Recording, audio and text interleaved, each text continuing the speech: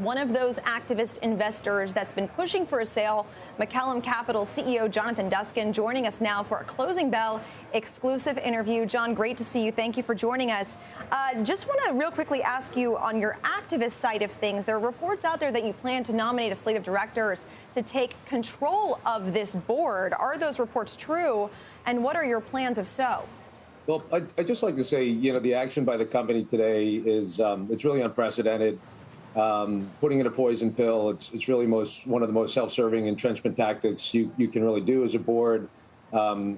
Walking away from a process after a scant 2 weeks, they got these offers 2 weeks ago. It's hard to really imagine they were able to evaluate them, give the bidders access to management, a data room, do anything they could to take the offer prices higher. So we view this as a really negative development, and we're very shocked and disappointed. And so I would say, yeah, every option is on the table for us, and that's certainly something we may very well consider.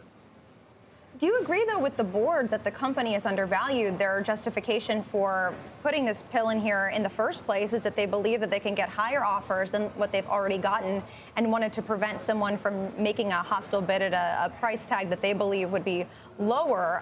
You've said in a recent letter that you believe this company could be worth at least $100 per share, and we're looking at bids somewhere in the $64, $65 range. Would you like to see a higher bid come in from here?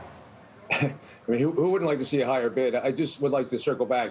Poison pill is a tactic used to chill a process. A poison pill sends a message to everybody that we're not for sale. Don't call us. We're not going to run a process. We actually believe that the reported advisors, I think they named Goldman today, wasn't even making outbound calls to potential bidders. It's hard to sign up a non-disclosure agreement in 2 weeks, no less give people access to the company. So we would certainly like a higher price, and we think the company should be valued higher. But it's important to remember, before this process launched, the stock was trading below $50. So they might like it to be higher. I don't think they really have any plans that can possibly get the stock price higher, and that's what's the disappointing part of it. Right, but as Leslie pointed out, you did say that it was worth $100 per share yourself.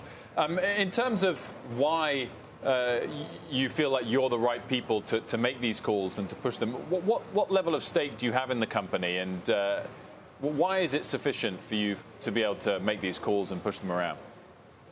Wilfred, we're just one shareholder. We have about 5% of the company. I think we're well known in the retail space. I think we're very much viewed as kind of private equity in the public markets, and we spend a tremendous amount of time researching companies, seeing what the opportunities are. But I just wanted to circle back to the one thing you said about $100. I think with the right board and management configuration, the stock can be worth $100. As we said in our first letter, without material change to this board, we're really afraid the shares will languish, in the 50s for the last, for the next period of time, like it's languished in the 50s for the last 2 decades. So this board needs material change. I think we're well known for bringing excellent retail talent and expertise into boardrooms. And, I really think a fresh perspective is needed here. The status quo is absolutely not going to work, and they need to change themselves pretty significantly. And if you look across the whole pantheon of retail, you've seen so many companies perform so well during the pandemic, and unfortunately, Kohls just hasn't. They'll probably be one of the few handful of retailers that aren't able to have sales growth versus 2019. That's astounding. 2 of the board members that are on Kohl's board right now are members that you have agreed to as part of a settlement last year, the first time you ran an activist campaign at Kohl's. Are you not happy with the job they're doing? It's my understanding, based on the Kohl's press release earlier today, that these members are on the committee that decides various opportunities with regard to strategic engagement and potential takeover offers.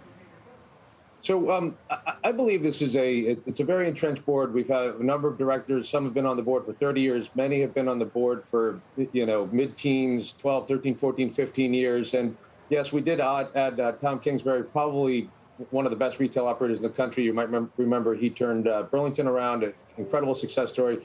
Margaret Jenkins, an incredible operator, serves on the board of City Trends, served on the board of PVH, brand marketing for Denny's. Really 2 great directors. But I think the problem is they're 2 of 14. And I think most people, when they hear 14 directors, kind of take a step back. That's an unusually large number of directors. I think it speaks to an ineffective board, a board that is very likely dysfunctional. So I think it's very hard to have an impact when you're only 2 of 14 people, when you've been brought in from the outside. And My belief is if they were listening to Tom and Margaret, the company would have had a lot different of a year. And unfortunately, my belief is that they've been sidelined and really haven't been able to have much impact.